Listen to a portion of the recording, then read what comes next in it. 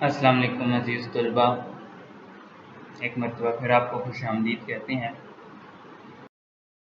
ہمارا جو گزشتہ لیکچر تھا اس میں ہم نے پریم چند کا جو افسانہ تھا پنچایت، اس کا ایک حصہ پڑھا تھا، اور قصہ آپ کو یاد ہوگا کہ الگو چودھری اور جمن شیخ دو دوست تھے، دونوں میں پنچایت کے فیصلے کے معاملے پر انبن ہو گئی، اور پھر اس کے بعد یوں ہوا کہ الگو اور جمن کی بیوی کے درمیان جھگڑا ہوا، اور پھر یہ ہوا بیل کو لے کر، اور پھر یہ ہوا کہ ایک بیل جو تھا وہ الگو نے سمجھو سیٹھ کو بیچ دیا، جو کہ منڈی سے بازار سے چیزیں گاؤں لے کر آتے تھے اور گاؤں کی چیزیں منڈی میں لے جا کر بیچا کرتے تھے۔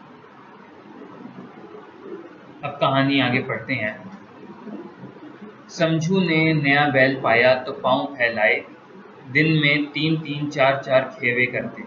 کھیوے مطلب چکر لگاتے، نہ چارے کی فکر تھی نہ پانی کی، بس کھیووں سے کام تھا۔ منڈی لے گئے، وہاں کچھ سوکھا بھوس ڈال دیا۔ غریب جانور ابھی دم بھی نہ لینے پاتا تھا کہ پھر جوت دیا۔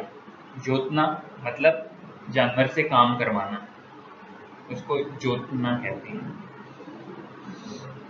مہینے بھر میں بیچارے کا کچومر نکل گیا۔ یکے کا جوا دیکھتے ہی بیچارے کا ہاؤ چھوٹ جاتا، یعنی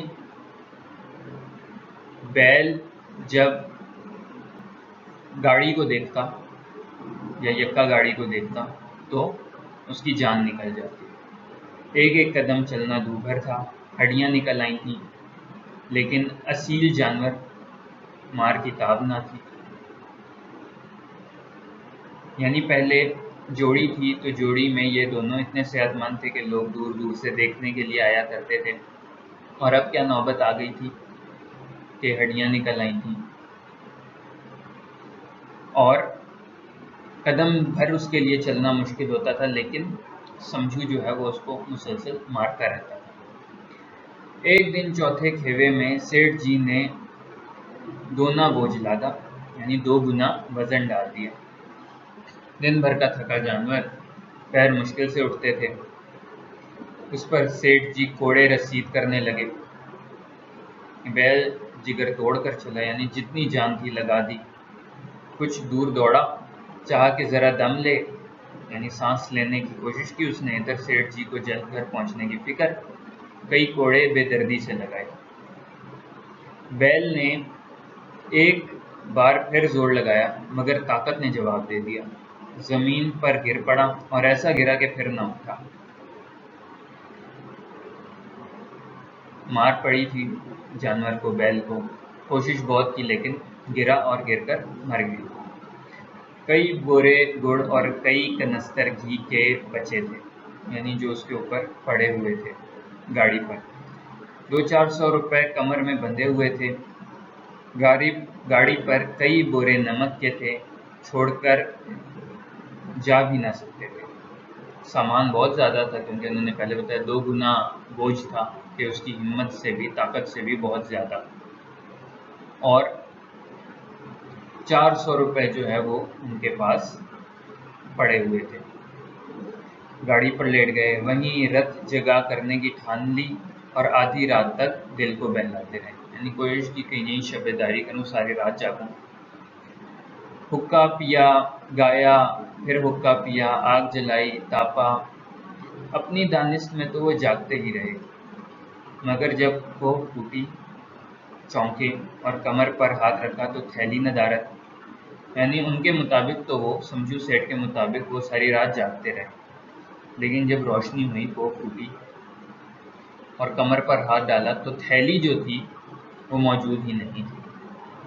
کلیجہ سن سے ہو گیا، کمر ٹٹولی، تھیلے کا پتہ نہ تھا، یعنی انہیں پتہ ہی نہیں تھا کہ اچھا تھیلا کہاں گیا۔ گھبرا کر ادھر ادھر دیکھا، کئی کنستر تیل کے بھی غائب تھے۔ سر پیٹ لیا، پچھاڑیں کھانے لگے۔ صبح کو بہزار خرابی گھر پہنچے۔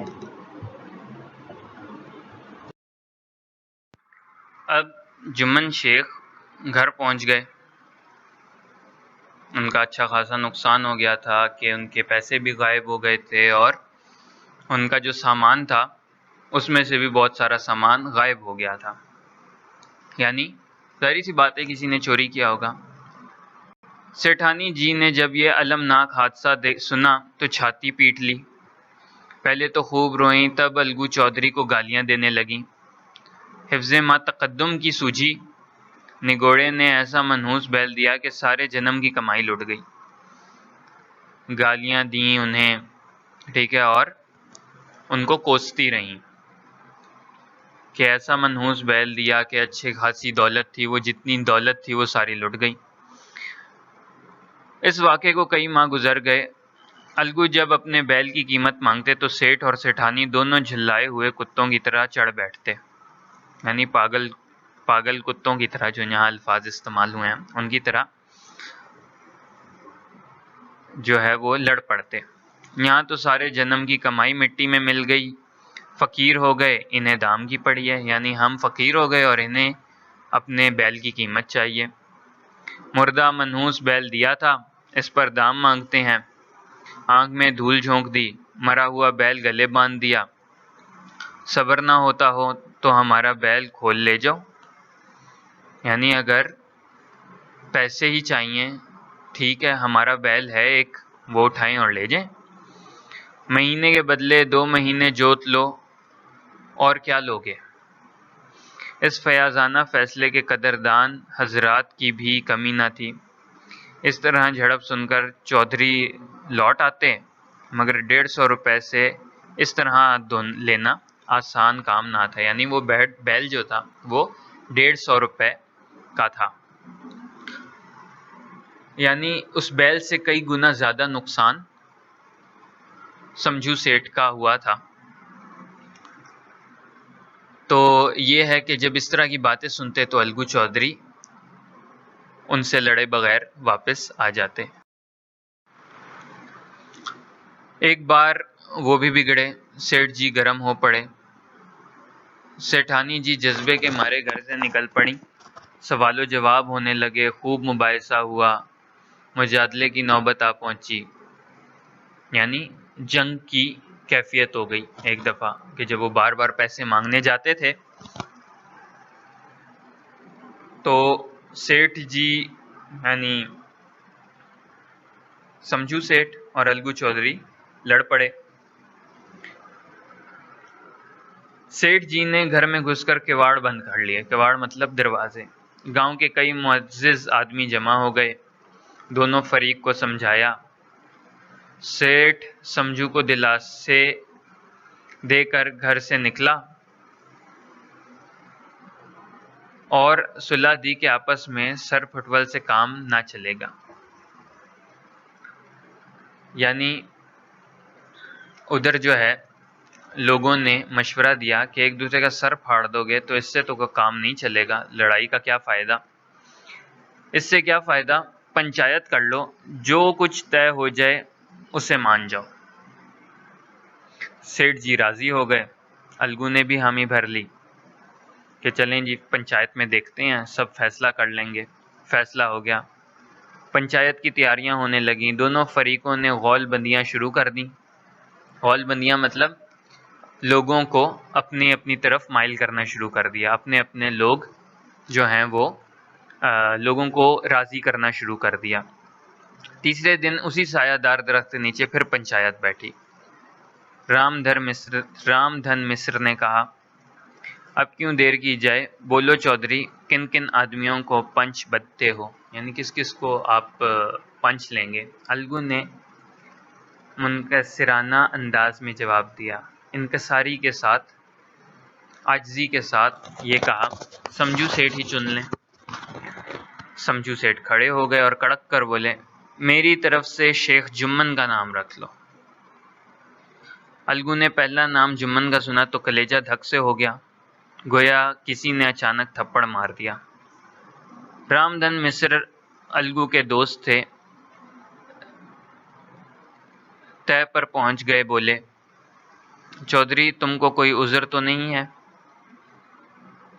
یعنی تمہیں کوئی مسئلہ تو نہیں ہے اس جمن شیخ کے پنچ بننے سے؟ چودھری نے مایوسانہ انداز سے جواب دیا کہ اب نام تو آ گیا تھا۔ پھر اس نے کہا کہ نہیں، مجھے کوئی عذر نہیں، اب میں کیا کر سکتا ہوں۔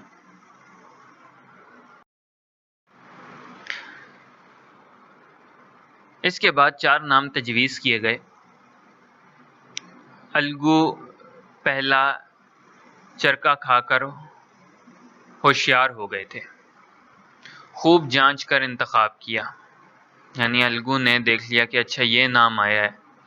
پہلا دھچکا ایسا پڑا کہ انہوں نے پھر کوشش کی کہ میں اب سوچ سمجھ کر باقی نام جو ہے وہ دیکھوں۔ صرف سرپنچ کا انتخاب باقی تھا۔